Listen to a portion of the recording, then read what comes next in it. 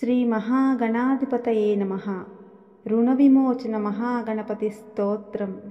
स्मरामि देवदेवेशं वक्रतुण्डं महाबलं षडक्षरं कृपासिन्धुं नमामि ऋणमुक्तये।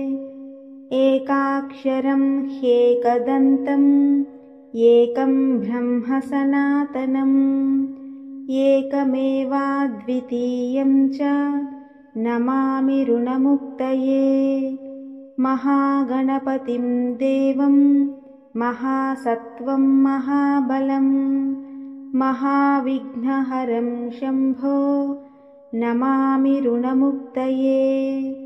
कृष्णाम्बरं कृष्णवर्णं कृष्णगन्धानुलेपनं कृष्णसर्पोपवीतं च नमामि ऋणमुक्तये।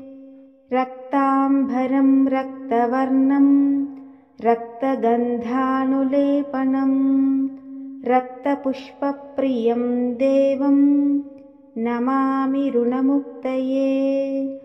पीताम्बरं पीतवर्णं पीतगन्धानुलेपनं पीतपुष्पप्रियं देवं नमामि ऋणमुक्तये।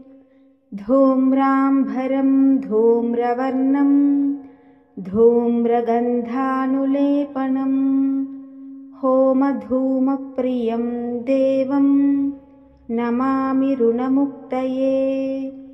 फालनेत्रं फालचन्द्रं पाशाङ्कुशधरं विभुं चामरालङ्कृतं देवं नमामि ऋणमुक्तये। इदं त्वणहरं स्तोत्रं सन्ध्यायां यः पठेन्नरः षण्मासाभ्यन्तरेणैव ऋणमुक्तो भविष्यति। इति ऋणविमोचन महागणपतिस्तोत्रम् सम्पूर्णम्।